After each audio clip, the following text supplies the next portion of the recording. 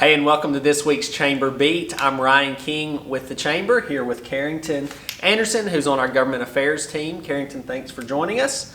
And thanks everyone for coming to our annual meeting earlier this week. We had a great turnout, great number of legislators, and also that reception on Tuesday evening. Great event. Thanks again, everyone, for your time. As always, the Chamber Beat is sponsored by LBMC and Baker Donelson, as is this whole publication, thanks to those. So a quick wrap of what we're looking at next week on calendars. They continue to grow, although not as steeply as the past few weeks. Very, very ambitious calendars coming next week in both the House and the Senate. A number of final calendars are being heard in 2 weeks. So that really is the signal of the beginning of the end to the legislative session. So some of the biggest news that we have heard, and probably the biggest news of the legislative session, is Governor Lee earlier today announcing his education funding formula plan. He did that, Carrington, in a press conference, and the Chamber was there. Give us some takeaways. Okay, so today the Governor and Commissioner Schwinn talked about the new Tennessee Investment in Student Achievement funding formula. It's a new student-based funding formula that is putting more direct funds towards individual students based on their individual needs. So this formula has $9 billion in state and local funds, and for an example, $1.8 billion for students who are in high poverty areas. Some things that Governor Lee pointed out in the video and that he is saying is that while this is new state funds, it will not be increasing taxes, and he also is saying that the school districts, there's no school district that's going to be receiving less funds than they currently have. This is going to be replacing the basic education program. It still has to go through the Tennessee General Assembly. The legislative process will continue to update how that goes, and yeah.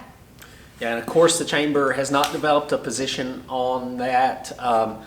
The Governor's office was very gracious in soliciting our input, as well as chambers across the state and the business community with that. But we're just getting legislative language on that. We'll analyze that, develop a position, work with you all to do that, and you'll have more information really about the effects on the business community as we learn more. Workforce is a huge, huge issue for businesses in Tennessee. So I'll give some quick updates. It was a very busy week, as you recall from our update last week.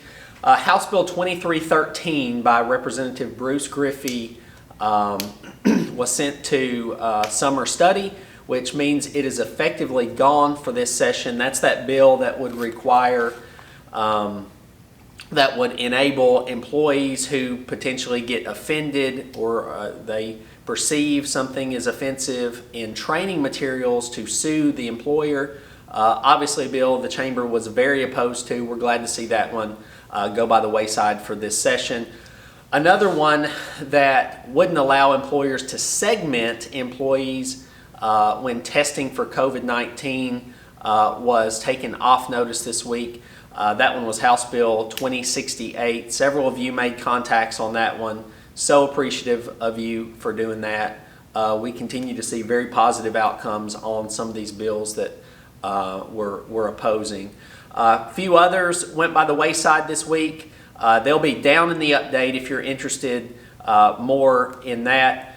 Just look down and we'll have some updates for you there. Last thing I'll mention is we've worked closely with a number of you on an unemployment work share program in Tennessee. That's the program that allows you to partially cut hours of employees in order to keep them employed and receive partial unemployment benefits. The Chamber's in favor of that legislation. That's going to be House Bill 1274 and will be on calendars next week in the Banking and Consumer Affairs Subcommittee. So look for that. Obviously something that gives employers lots of flexibility. Several states have adopted work share programs, and we're trying to be the next state to do that. So Carrington, if nothing else, I think that's it for this week. Thanks for joining us for this week's Chamber Beat.